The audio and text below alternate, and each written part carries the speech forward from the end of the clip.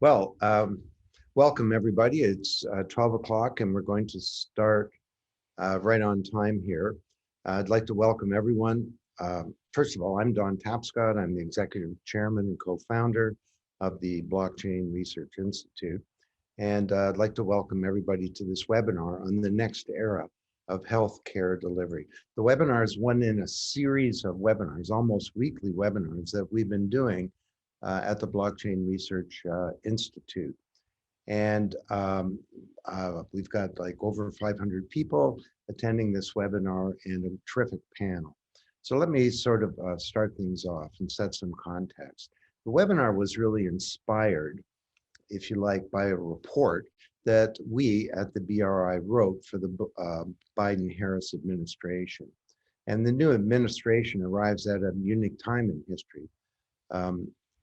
The pandemic has exposed and exacerbated all kinds of problems in the country, in our systems for business, like supply chains, in our economy, and at all levels of government. And this is creating a demand pull for some big transformations.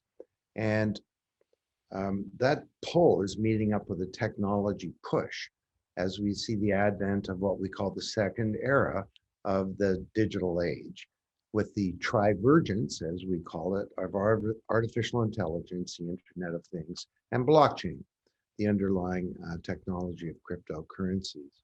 And this innovation of technology push combined with the demand pull is really moving us into a period of big change.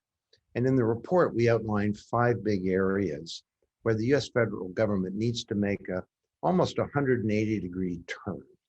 And hopefully that this will be an inspiration for other governments in the world as well.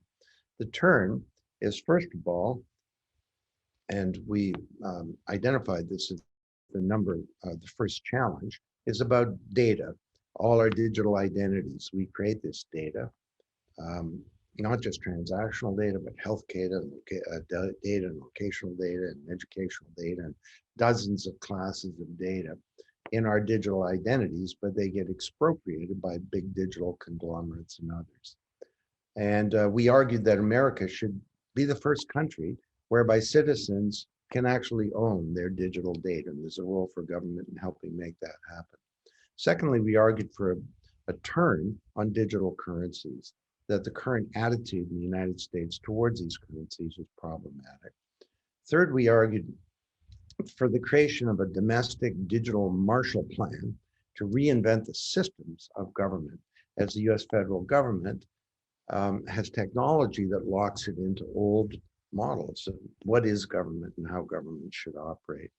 The fourth area is we argued that Biden and Harris, including personally, can use this technology to help build a new, more interactive model of democracy, as opposed to what the previous president did, which is to use technology to reinforce an old model where you vote, I rule. And through Twitter and other devices, the former president communicated his views and other things out to the population. But now there's an opportunity to engage citizens more, and in doing so to rebuild trust and the legitimacy of democracy. And the final one is, obviously, we need to rebuild the economy, and not the industrial age economy, but an innovation economy. And to do that, technology will obviously be critical, but it needs to be done in a way that's inclusive, because minority and other groups have been hurt disproportionately by the pandemic. So we need to take a whole number of steps to build a true innovation economy. Now, today we're going to look at all this through the lens of healthcare in the United States and abroad, looking at how the different players, including government, regulators, legislators, innovators, can come together to really reinvent healthcare for the digital age. Healthcare data, healthcare supply chains, healthcare delivery. And there are a number of topics that hopefully we're going to get into. So rather than reviewing those, I think I'll just kind of get directly to the panel. So we have a great panel today, of which I am a member. and I'll be doing my share of talking, as I am wont to do. Um, and we're also at the end, we'll spend some time answering your questions as well. So do submit your questions in the chat. And we're going to end sharply at 1 o'clock. So our first panelist is Pradeep Goel, and Pradeep is the founder and CEO of SelfCare. He's one of the members of the Blockchain Research Institute. And he's got extensive experience in healthcare um, and other areas. And before taking the reins at SelfCare, he led a whole number of innovative technology companies with various executive roles over 25 years. And Pradeep's been passionate about designing and building solutions for public programs. And he's also built 4 healthcare IT companies and taken them to the top of Deloitte's Technology Fast 500. Pradeep is also in the rankings as one of the 100 most promising entrepreneurs worldwide, as compiled by Goldman Sachs. I'd also like to invite David Randall, Dr. David Randall, PhD, who currently serves as the executive director and the resident scholar with the American Research and Policy Institute in DC. And David has extensive experience as a former top insurance regulator, legislative staff member, healthcare lobbyist, consultant, executive with insurance companies, and trade groups. And he's testified before the US House and the Senate committees of Congress on a variety of health policy issues. And he's right in the center of these big, tough issues. And he's also has over a couple of dozen peer-reviewed professional publications, as well as book chapters on health information technology, healthcare entitlements, and the policy process surrounding healthcare reform. And last, but actually not least, is Gerard Dash, who's the founder and executive director of this amazing organization called the Government Blockchain Association. They have 120 government blockchain chapters around the world, and about 50 working groups, if you can believe it. He's developed blockchain training materials that cover most of the established blockchain protocols, platforms, and products. And Gerard speaks all over the place, including at the United Nations, delivering keynote addresses to audience of thousands of people.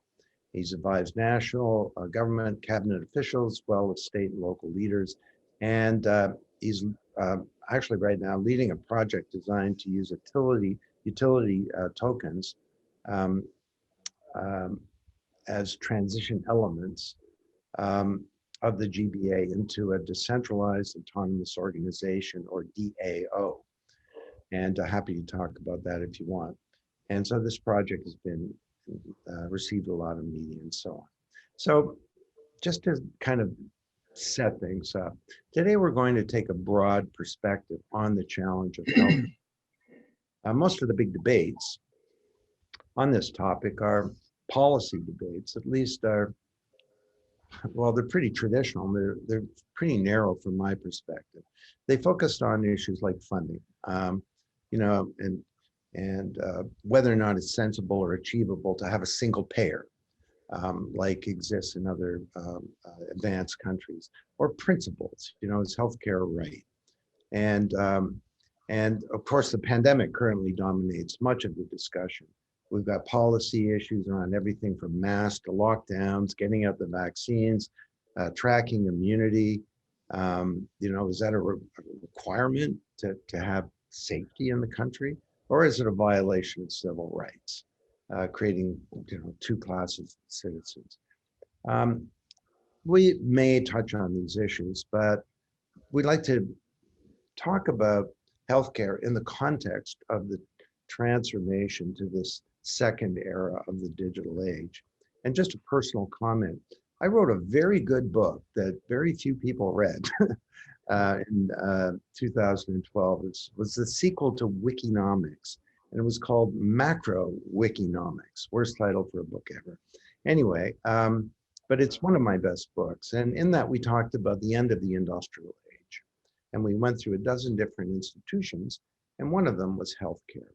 And the industrial age is really an age of scale and standards where someone has power at the top of an institution, a company, a government, whatever, and they transmit value one way. So they push out products, they push out services, advertisements, TV shows, education, lectures, government services, and so on to relatively passive recipients. You know, I'm a teacher, I have knowledge, or a student, you don't, get ready, here it comes. Well, in some ways, and I am being stereotypical here for emphasis, or I'm exaggerating for emphasis, but the healthcare system really is based on that model. You know, I'm a clinician, I have knowledge. You're a patient, you don't. Get ready. Here it comes. And I'm going to deliver healthcare to you. And you only get it, by the way, when you're in the system, which is why it costs so much. And please don't go on the internet and try and find out information, because it's full of all kinds of bad information. And by the way, we're going to collect all this data about you, but we get to own it. And you don't even have access to it, let alone be able to own it or monetize it or use it to plan your healthcare or keep it secure or whatever. So if you stand way back, there's some very significant changes that need to be made to move us towards a more patient-centric, or forget about patient, citizen-centric model of healthcare that's highly personalized, and where citizens are deeply involved, not just in their own health, but more broadly in their own wellness. And then if we're going to do something like that, we're going to need a whole infrastructure of technology to deliver it, supply chains for delivering a product in patient care and so on. So that's sort of my bias bit. But let's move to David, who's someone, that's my view as a sort of amateur. David's deeply involved in this. And David, could you just talk to us a bit about what you think is wrong with healthcare today? And what are some of the growing pain points, if you like, for health delivery and patient care? Sure, Don, thank you. Appreciate being a part of this group and this panel. So that's sort of a loaded question, but I'll draw upon some of my published research and obviously what I've learned through my experiences professionally as well as an academic. First and foremost, one of the key drivers that has motivated me to look at both blockchain applications within the healthcare system, specifically in the United States, are the administrative costs. So various academic studies over the last decade peg that number at conservatively 20%. Some have pegged it at close to 30%. Needless to say, in the US, we are among the highest in terms of administrative costs. Why is that? Well, there's a variety of reasons for that. Most notably, we've got disparate IT systems. We have interoperability issues that I think are very well documented. I've written somewhat about that, most notably within the government healthcare space, specifically within the VA and the VA systems, where they've spent billions of dollars attempting to achieve interoperability. The current wave of technology, I think, is attempting to address that, but that's certainly a key pain point, at least in my judgment, what I've written about, that blockchain, I think, can help to address inefficiencies there. Next, I think that one of the key pain points that doesn't get a lot of attention, and that's fraud, waste, and abuse. So one of my published peer-reviewed articles specifically look at the Medicaid systems and specifically how much fraud, waste, and abuse is there within Medicaid systems generally. Through a very extensive claims data set analysis that my colleagues and I utilized and had access to in terms of applying predictive analytics, predictive modeling, we found that that fraud in the Medicaid system, and this certainly translates into other government and to a certain extent private healthcare systems, 16 to 20%. So in my judgment, blockchain technology, blockchain applications can help to address many of these noted, documented inefficiencies within the system. And I know that Pardeep, a good friend of mine, and just in terms of full disclosure, I do serve as a strategic advisor to the SelfCare Foundation, gladly. And so he's building, I think, remarkable products and solutions that attempt to address those specific pain points. So that, in a nutshell, I think are some of the reasons why blockchain and distributed ledger technologies can assist in alleviating many of the inefficiencies that currently exist within both public programs as well as within the private insurance market. Great. I mean, one of the challenges here, of course, is that healthcare is connected to everything else. So, overall, and consider the pandemic, it's connected to the big challenge of supply chains in society. How can it be that we couldn't get a paper mask to a frontline worker? Or, why do people hoard? It's got something to do with the problem of the supply chain, not just that the supply chain's having trouble delivering toilet paper, which it can deliver, but more if you have opacity and fear, that leads to certain kinds of behavior. If you know that the supply chain is going to deliver toilet paper tomorrow, you're not going to buy 3 years of it. So it's a very sort of old school industrial age, inefficient, sort of serial model of the ways that things move around. Did you want to comment on that, or? No, not really, but I will give one example that I think demonstrates how blockchain applications can really attempt to deal with inefficiencies within the system. So a little known program within state Medicaid programs known as non-emergency medical transport. If you've seen cab companies in any major city, they are probably transporting Medicaid patients to and from provider appointments.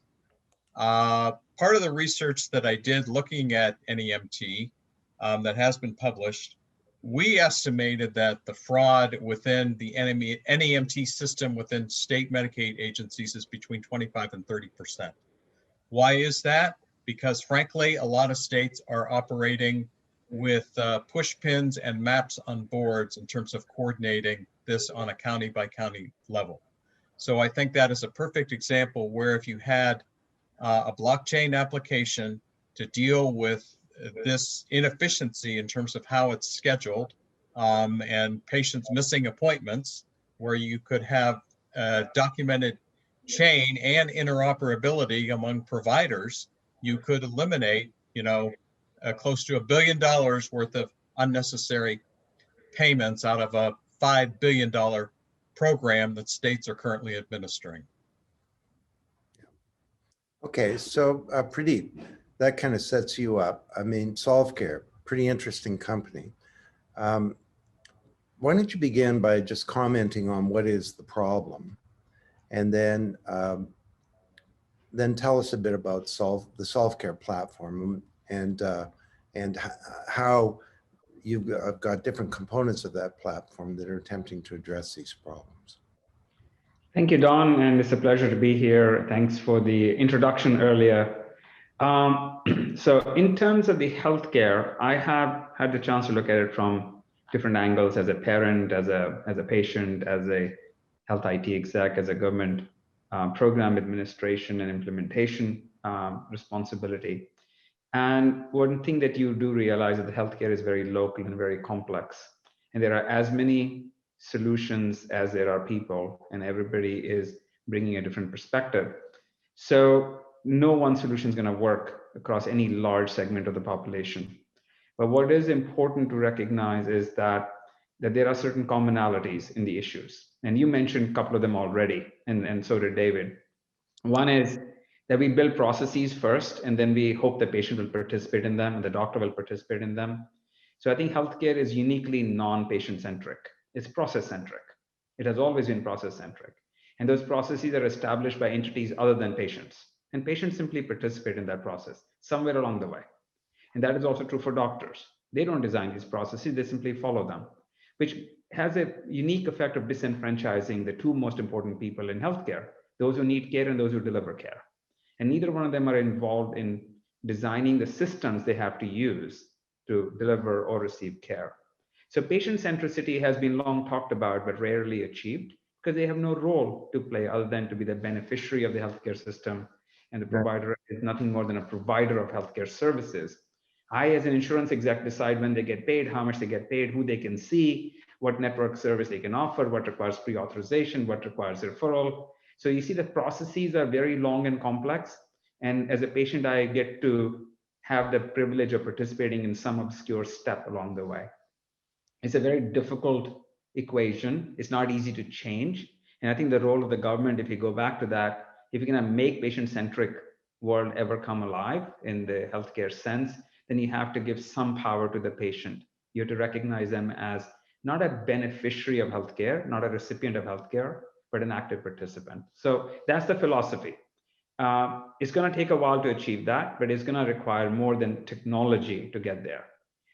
Having said that, the role of SelfCare is to make a more relationship-driven healthcare possible, where we can put the patient in the center and design care models around the patient rather than process-centric model.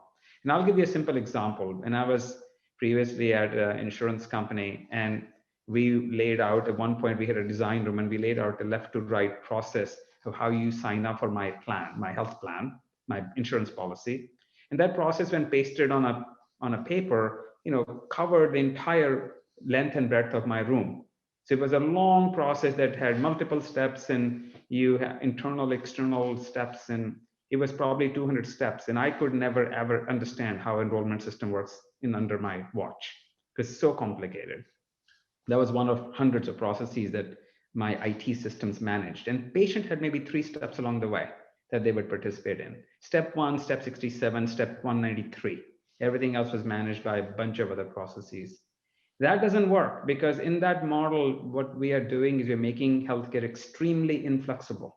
Changing that business process flow that I had printed and stuck on my wall would cost millions of dollars. So naturally, I was resistant as a CIO to make any change to that process.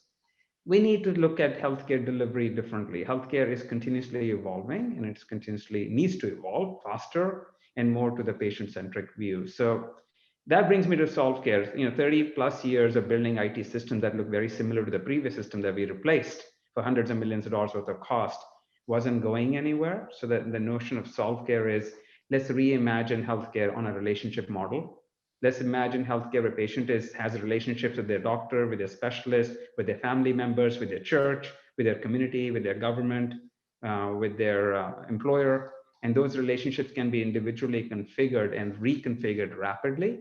And each relationship is on a blockchain, so it can be audited. It can be measured for its legal, regulatory, and functional compliance. And we can then allow the patient to be the interoperability hub. Wouldn't it be great if the patient was the hub of interoperability, not some obscure system in the cloud or some bunch of systems who are talking through some service-oriented architecture, but if everybody published and received their data from you and I as patients? Because our data is our health. Who else has more interest in managing your own health than you and your family? So our vision is that if fundamental disruption is needed, which is both economically more effective for the administrative organizations like insurance companies, government agencies, is far more effective for the providers in delivering care, and it's way, way, way more effective for the patient. So what we basically did is we said, let's take these linear processes and let's turn them to circle around the patient. And let's put the patient in the middle of a process-centric relationships, rather relationship-centric processes versus processes that I'm supposed to join. And that has brought an incredibly disruptive viewpoint to healthcare. And wherever we have gone and launched our solution, we have been able to show significant savings and significant acceleration of engagement and access and outcomes, things that matter in healthcare. Well, it's a radical idea, isn't it? That the patient or citizen should be at the center rather than the process or the system. And go ahead. No, you're absolutely right. If I may just add that, our view is that the patient owns the data. This is patient's data. You want it, you go ask for it and you go get it. So as an insurance exec, instead of me controlling your eligibility and telling you what doctor you can go see, I want the doctor to ask the patient, am I eligible to take care of you? Are you eligible to pay me? And that interaction should happen between the two of them, between the doctor and the patient. I, as an insurer, can send my eligibility data, publish it to the patient wallet, let the patient decide who they want to share it with. I don't need to be in the middle of the traffic car between doctor and patient. And that is true in hundreds of other scenarios. So yes, the fundamental premise is patient is autonomous, sovereign, and capable of making decisions. And you got to give them control over their data. And if you want it, go get it. All right, well, we're going to come back to that because I think you're right. Data is really at the heart of this. And it's the asset class, really, of the healthcare system and of the digital age. And the data is created by our bodies and by our health or lack thereof, or by our actions with medications and so on.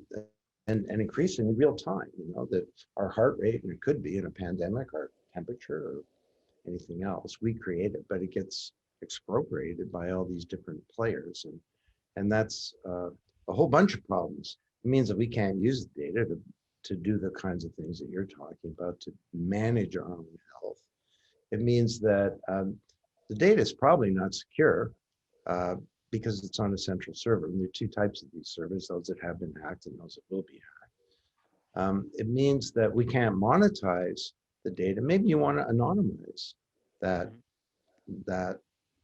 set of X-rays that you've had and sell it. But other people are taking advantage of that. It means that in, say, a pandemic, all this data is buried in silos, so we can't aggregate it together for any kind of social or health purposes, societal purposes. And of course, our privacy is being undermined too. And people say to me, well, Don, privacy is the foundation, or privacy is dead, get over it. If you got nothing to hide, what's your problem? I think this is foolishness, because without privacy, you can't have freedom. And so we need to get our data back. And that's a very exciting mission that you're on. And I know you're itching to say something, but let me just go and we'll introduce Gerard into this conversation. And Gerard, it's very handy here. We're getting tons of good questions. So rather than me asking a question, I'm going to refer to a question that came in from Mark Haddle. And he says that healthcare is a huge landscape with disparate platforms and a menagerie of data taxonomies. Most data sharing is through EDI or old-fashioned fax.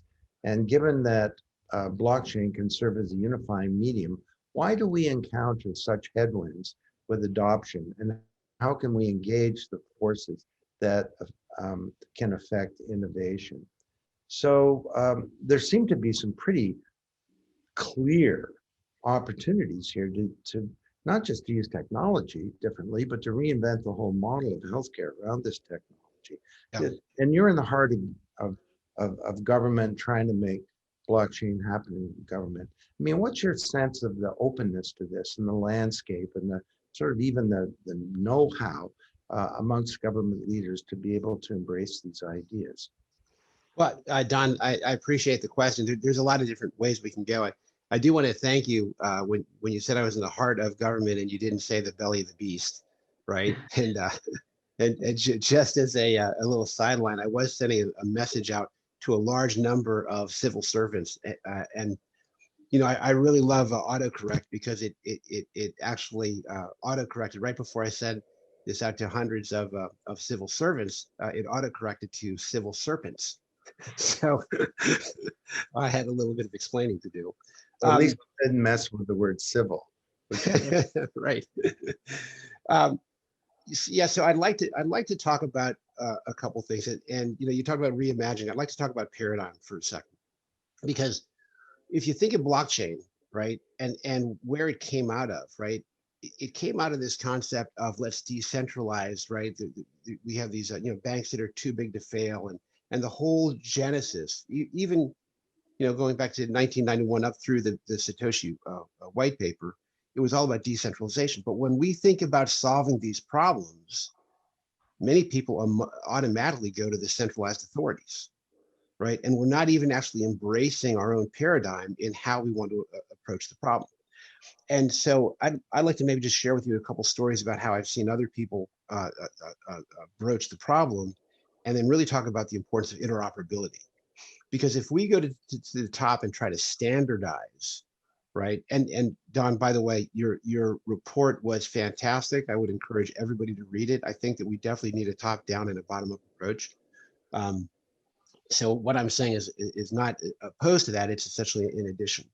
But one example is, in fact, I think Ann Ingram is on the is in the group here. She's got a project called the Healthcare Delivery Blockchain Platform. And so their approach was let's solve a particular problem. And going back to Pradeep and the data, right? And everybody should own the data. Well, they went to folks that don't own anything.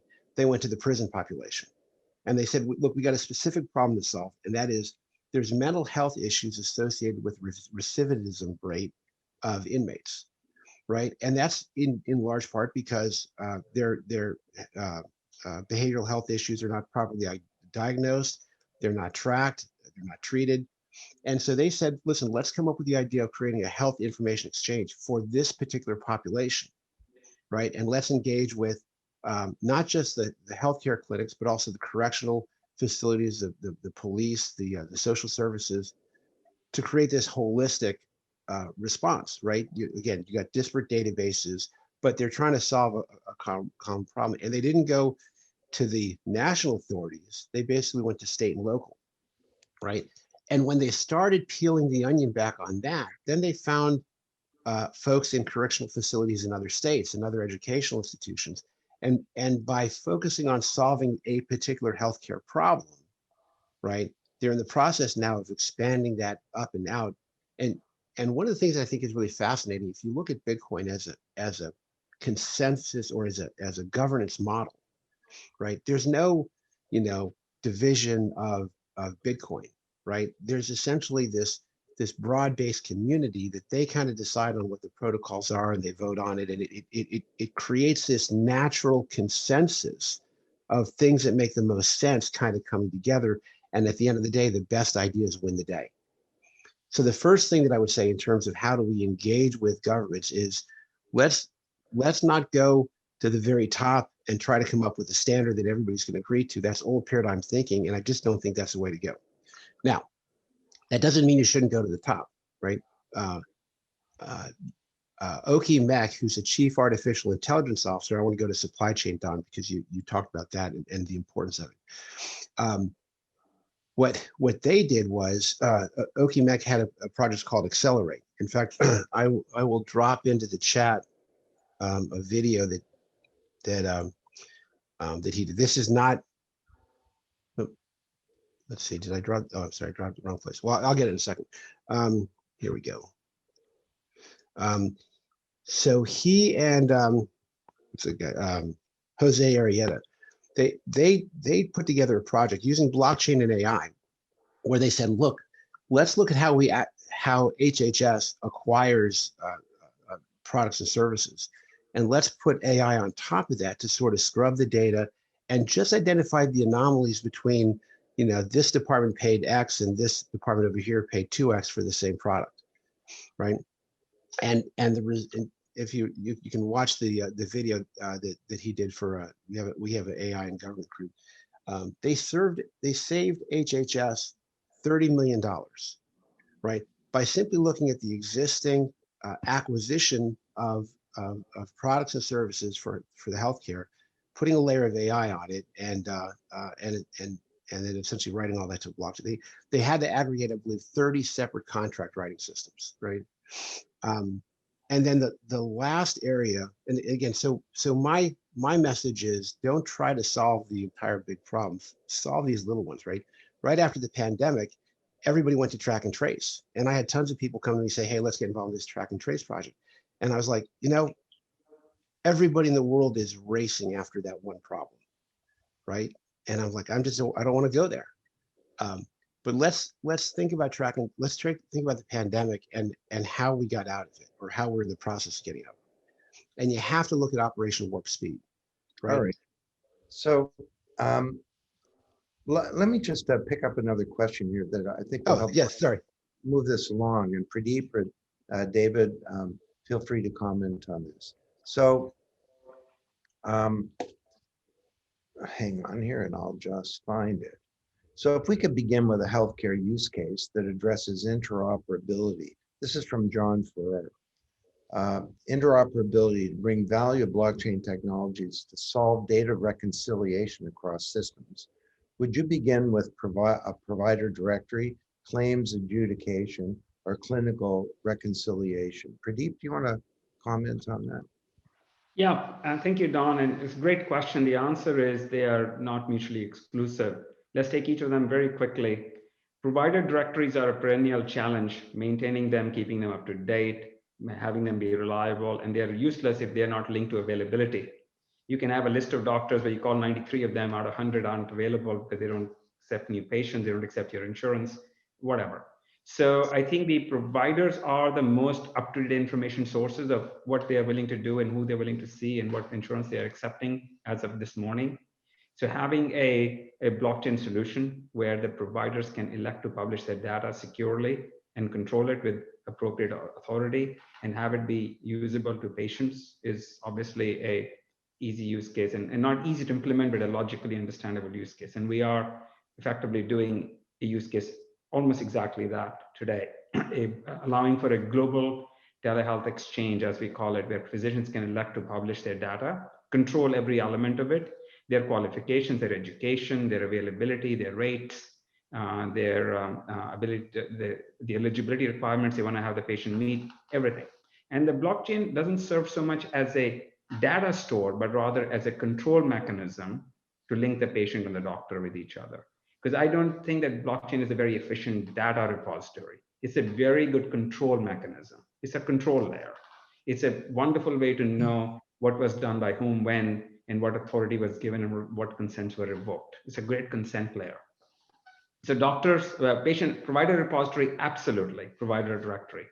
Let's look at the care coordination. We built a care network around clinical care coordination and matching your actual care against optimal care protocols.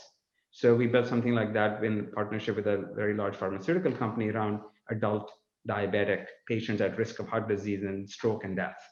And the model was very simple. Your care, but very difficult to implement, but still was successful in that you publish the optimal care model, be it ADA approved or be it American Heart Association approved, or whatever the regulatory body is that governs the quality, because there's always going to be an independent authority whose model we want to follow. And it allows the blockchain to compare the actual events in the patient's life against the care model and identifies care gaps. Hey, you aren't getting your A1C checked every 3 months. You haven't had an ophthalmology exam in 2 years, whatever. And that allows the patient to have actionability. Then you match it to the provider directory, and now you have access to care. So it's a very good use case that Mark has just raised. And when you look into claim adjudication, I would submit that we shouldn't be adjudicating claims anymore. We should be authorizing the patient to essentially get services according to a pre-approved programmable authority token that I can send to you as an insurer, and you can spend it on any doctor. If they'll accept it, I'll pay them. Why do we have to maintain all these silly things like preferred networks and provider contracts and secret rate sheets and annual negotiations? And David has done enough of those oversights as an insurance commissioner to know that it is madness. In the end, it doesn't lead to better care, better results for the patient, or better cost savings. It doesn't accomplish anything. So why don't we delegate the authority of the payment to the patient and say, this is what my authority is worth. I'll pay $52 for an E&M visit. As long as a physician is a certified physician, you want to pay an $80 case, go pay it. 28 is out of pocket. 52 is going to be a fungible token from my side. We don't need to do this pay and chase or service and bill and wait and get paid and appeal and reappeal and finally get paid 62 cents on the dollar 180 days later. So we can reimagine claims adjudication as authorization that is given, and the patient can simply access that. So, but yes, if you wanted to do the current model of adjudication, you can use blockchain as a proof of care having been given by the right person to the right patient. And you can certainly optimize that too. But I would argue we should get away from this adjudication model altogether. Okay, sorry, go ahead. I couldn't agree more. So if we look at some of the pain points within the system, waste, fraud, and abuse, some of it is obviously tied to these arcane adjudication processes that are currently being developed. So I think what Pardeep outlined very succinctly is that setting this up on a blockchain and having it tokenized under a smart contract can very specifically deal with some of the waste, let alone fraud, that's occurring within these processes. Yeah, and if I may add just one more thing, Don, I'll hand it back to you. Using the transportation example that David gave, there is a lot of black market for transportation vouchers. There's a lot of administrative cost in making sure that the patient is actually going to see the doctor for this paid for trip. There is no reason why we can't, and we have already built a solution around NEMT, which essentially allows the transportation to be tokenized, Uber, Lyft, whatever, taxi driver, and the payment authority is given to the patient as long as the pickup and the destination are pre-approved as part of their profile. And the consent's granted by the government or by Medicaid on the chain, so any taxi can pick you up from the designated place and take you to your designated place. So integrated model where we demonstrate that fraud simply disappears. There is no way to game the system if the pickup and the destination is preordained based on who you are and your identity. But one last thing I'll say is a lot of blockchain solutions that are being imagined or implemented depend upon one fundamental premise. That's the identity of the patient and the doctor. So we are going to have to make sure that if government is going to step in, that they do allow and permit for an identification mechanism on which all these solutions can function. And we can transform a lot of things. But without a decentralized identity model, and if you're going to end up with a bunch of identity systems, Medicare identity, Medicaid identity, Blue Cross identity, Mayo identity, Hopkins identity of me as a human being, then it's going to be very difficult. So I think a underlying premise here is that the identity problem has to be addressed. And there is a regulatory responsibility here. Because without that support for that decentralized identity, all these beautiful systems that are being imagined and implemented are going to struggle with proving that John Doe and Jane Doe are who they say they are. So I think that's a challenge we still have to And overcome. Don, if I could leverage off of what Pradeep Yeah. just said, because there's a two-part question about the directory and also clinical trials. I think that again, if we look at the process that we just came through, right, and how we got to the vaccine by lots and lots of companies working on this problem together, right, which is a great model, but it was enormously expensive, right? And if we look at the use for blockchain in the area of clinical trials, and can participants in clinical trials have their data anonymized such that it's available to lots and lots of researchers? One of the big problems with research is the cost, right? And I've always been a big proponent of public, like the NIH, public research and then private capitalization of once it's commercialized. But that's not the way we do things now. So if that's the case, then researchers have got to be able to figure out how they can share their data, their information, their findings, and capitalize on their work, right? So because what we just came through is the government just said, look, we'll pay for everything, just do whatever you have to, we'll totally absorb the cost. And again, got us a vaccine, but at incredible cost. And so if we could develop a ecosystem in the clinical trial space, right, where findings and data can be tokenized such that these companies can share revenue and opportunities and also connect with participants, right, so their data can be shared. And again, this COVID thing was not a US or a China or a Russia thing, it was a global thing. So we really this needs to be a solution on a global basis, right? It can't be done on a, on a one country, or you can't be Canada and the US. We've got to be able to come up with a tokenized ecosystem in the clinical space. It's not that that would reduce fraud, but I think it would bring the cost of healthcare down tremendously. Okay, so let's talk about that. Some obvious big opportunities here, but how do you make it happen? So I think it was you, Gerard, that said it's not necessarily top down. It's not only top down. Yeah, Right. yeah, and I think that that's right. I mean, it's top down, it's bottom up, it's diagonal, it's sideways, it's corkscrew shaped. It's like every possible way. But maybe David and Pradeep, do you want to talk about that? I mean, it's true, of course, what Gerard has said. Ultimately, there should be a standard platforms and models that would work on a global basis. That's probably not going to happen in the next, couple of months, and it's probably not going to happen in my lifetime. But how do you get from here to there? How do you create the conditions whereby when a government makes new investments, they contribute to a desired future, as opposed to perpetuating the legacy? I'll start. I honestly think that specifically in the US, and I think this is applicable to government-run systems in other parts of the world, that this is going to have to be incremental. We're going to have to take this one processes, one state Medicaid agency, one group of providers at a time, and I am of the hope that this will then build momentum in terms of dealing with a system that is truly interoperable and is a lot more efficient than it is today. Yeah. Yeah, this is, so my perspective is that we need to make it easy to solve the low-hanging fruit. So the position I've taken, and because I come from an IT, health tech, benefit coordination, care coordination background, is that we need to make it easy for people to try these new concepts. Let me say three things. Blockchain as a technology is not easy to use. Building an application on blockchain that is a single purpose application to solve a specific problem is a meaningful investment.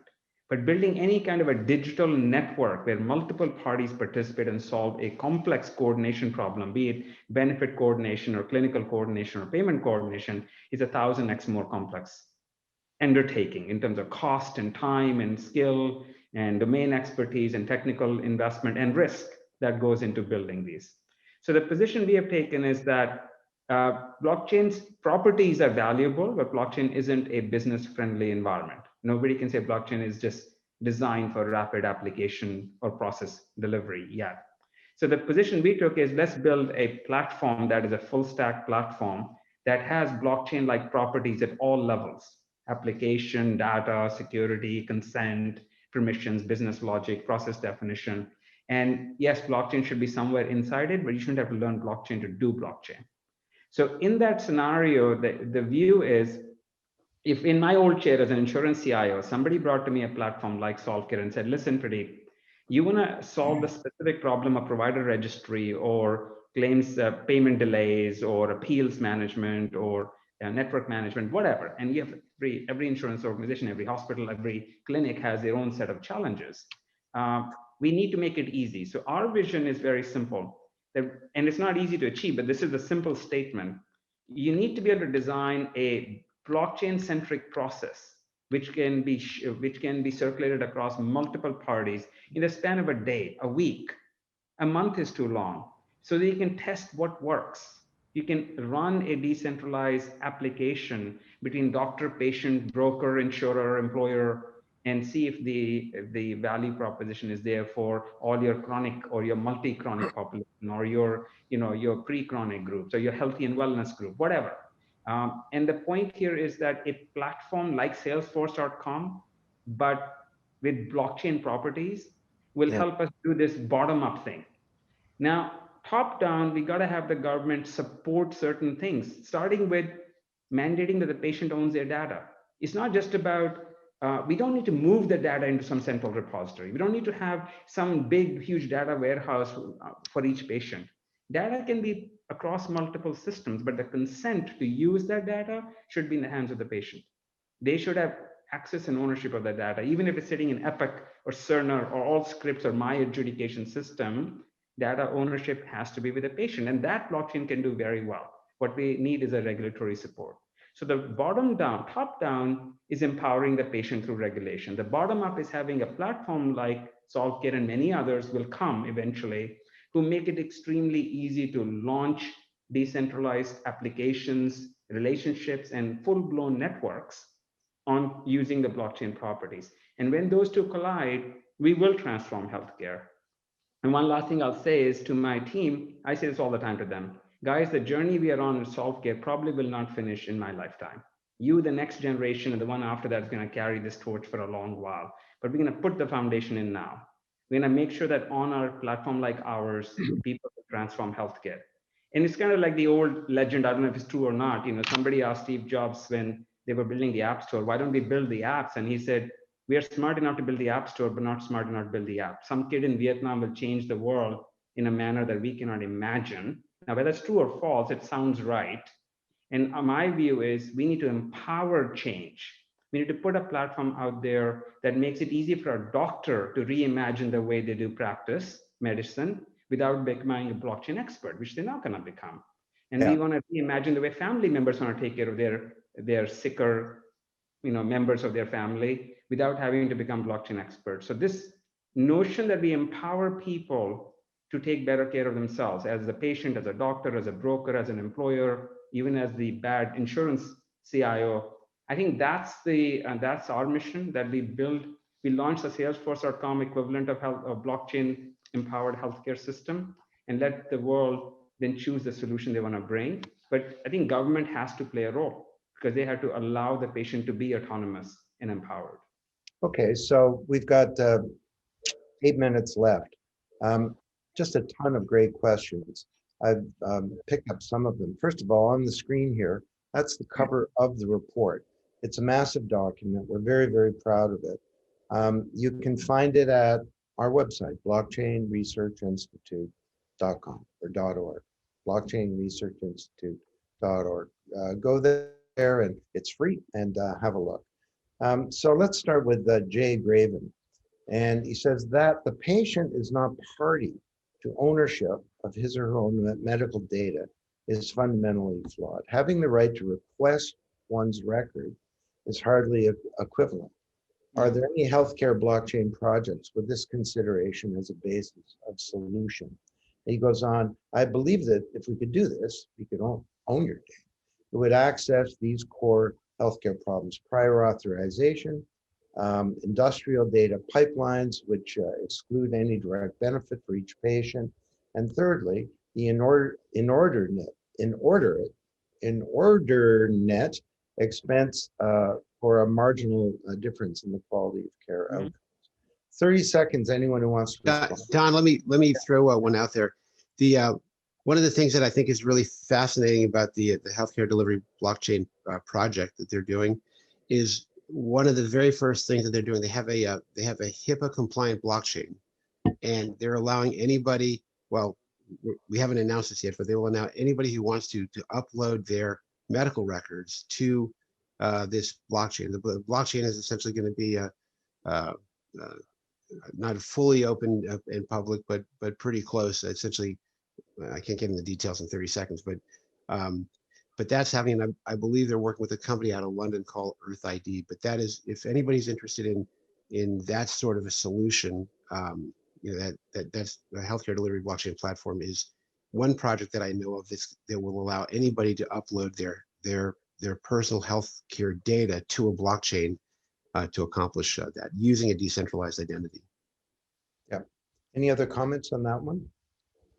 I will say just this, that I think if we think about patient empowerment, we should make sure that we give patient control over the use of their data rather than trying to put everything in a single blockchain that they would somehow carry around in their phone. When data needs to be shared and data will be spread, right? You can have lab data, medical data in clinical setting, hospital setting, government setting, insurance setting. We simply need to make sure that the patient has essentially a control mechanism or consent layer, which everybody has to seek consent from. And if we simply require patient consent through blockchain, everybody's going to have to publish what data they're holding and where, which means the patient has access to it. We don't need to build some global repository of data on blockchain to use blockchain to make access control for the patient. So what I'm saying is we want to essentially fundamentally empower the patient without having them to first aggregate their life history and their entire care medical journeys. We simply need to require that everybody who is holding anybody's data, be it a doctor, the dentist, the pharmacist, the insurer, has to seek their consent on a blockchain system, which then is immutable consent. Nobody can deny the consent was given or taken away. And you can actually take away consent that way, because on the chain you can give and remove consent. So I think something that fundamental is where regulatory involvement could really help. Technologically, I think blockchain is maturing, or platforms on top of blockchain are getting closer to where business can actually use blockchain capabilities. Because without that, we're just talking about technology, and technology doesn't equate to business value. But as we bridge that gap, I think the regulatory support from forces like yourself at BRI, who are advising governments and advising large organizations of the kind that Dave and Gerard and me were part of in the past, that I think will transform. That's a pivot point. If you talk about tipping point analogy, I think that evolution of blockchain platforms married to a governmental intervention to empower the patient's rights, we see significant change very, very quickly. Yeah, I'll refer people to one of the case studies that we did, and it's about the University Health Network, which this was Newsweek just rated as the number 4 healthcare hospital system in the world. It's based in Toronto, and I'm actually a patient there, and I have a thing called My UHN, which is my healthcare record. And when I leave the hospital after an X-ray, my radiology report is there, and I can, before I leave the hospital, actually, I can look at it. I can get it. I can try and understand it. I can use it to talk to my doctor. But UHN did that's on a central system, but they did a project on a blockchain to give patients, as you're talking, Pradeep, the right to consent to give parts of their healthcare record to researchers to conduct research.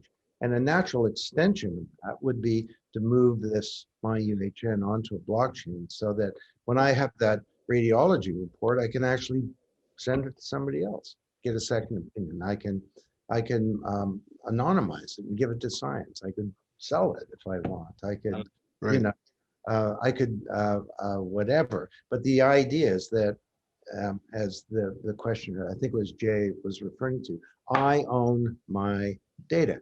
And this is not just some kind of abstract principle about human rights or something like that, or you could make that case. This is about moving to this patient-centric model of healthcare. Because how the heck are you going to manage your own healthcare, let alone how are you going to have privacy and prosperity and be able to aggregate data across people in a social crisis like a pandemic if you don't actually have ownership of that data, not access to the data, but ownership. Gerard, we got 2 minutes. Did you have the last thing, just to kind of pivot on what you and Pradeep said, the key is having a marketplace and many blockchains where people can write their solution, and having interoperability between those blockchains, and having these blockchain entities being able to talk to each other, right? Look, it's a big ocean, right? If anybody says, hey, we're going to boil the whole ocean, they're just crazy. And Don, one of the things that I really appreciate about you and your organization is how you bring people together. And I'd like to talk about how we can, in other ways, bring people together to talk about how do we all solve these problems together? Because if we're all building these solutions, right, to boil the whole ocean, if we do it together and can communicate, then we create those interfaces and we create that interoperability that I think is so critical to this space. Yeah. David, any final words on how we get from here to there? And then Pradeep, I'll ask you the same question. No, just one final comment. I guess it dovetails on both Pradeep, your comments, as well as Gerard's as well, that simplicity, I think, and usability are the key to making this successful. All we need to do is look at the extreme complexity of the VA rollout of their EHR systems for an example of an overly complex system that really wasn't usable. So I think that in terms of many of the pain points that we've talked about, that blockchain applications used discreetly, used strategically, can help to alleviate a lot of these bottlenecks and inefficiencies within the system. Yeah, Pradeep? and Don, I will build upon what Gerard said. Interoperability is key. We're not going to solve any, everybody is going to add value, be it provider solutions, be it patient-centric solutions, be it insurance or benefits administration solutions. And we have lots of great, enthusiastic adoption, innovators around blockchain and even non-blockchain healthcare solutions that have equal value. What we need to do is really focus on tying them together into a patient-centric usability model. And that really speaks to my view that the interoperability is not systematic. We can't achieve interoperability by requiring every system to talk to every other system. But what we can do is to make the patient the interoperability hub. If we can all agree upon the patient being the real interoperability hub, and we can empower them through blockchain as a control mechanism for this interoperability, and we can publish and receive data from the patient as the hub, we can transform healthcare in a much faster time frame than this pursuit of systematic interoperability. And I've been on the implementation side of interoperability since 2010, as Dave knows, in government and in commercial insurance. That goal is never going to be achieved, where every system talks to every other system and all data will flow freely. That's not the model. The model is somebody has to govern this interoperability. Who's the best person around it except the patient, right? So let's make them the hub through the blockchain as an empowering technology around them. I think that that's a great note to end on. And this is the new paradigm, if I can use that word. I think some of you have heard me say that I wrote a couple of books in the 1980s that nobody read. But I finally wrote a bestseller in 93, and that was the book Paradigm Shift. It was obviously a big book. And in it, we talked about that a paradigm's a mental model. I didn't invent the idea of a paradigm. That came from Thomas Kuhn, a book called The Structure of Scientific Revolutions in the 60s. But I just applied it more broadly beyond science. But when you have a new paradigm, the mental model breaks down, you get a leadership crisis, because paradigms, they put boundaries around what we think. They constrain our actions. They're often based on assumptions that are so strong that we don't know that they're there. That clinicians control data, or corporations control our health data. And there have been many over the years that the world is flat. That was a paradigm for millennia.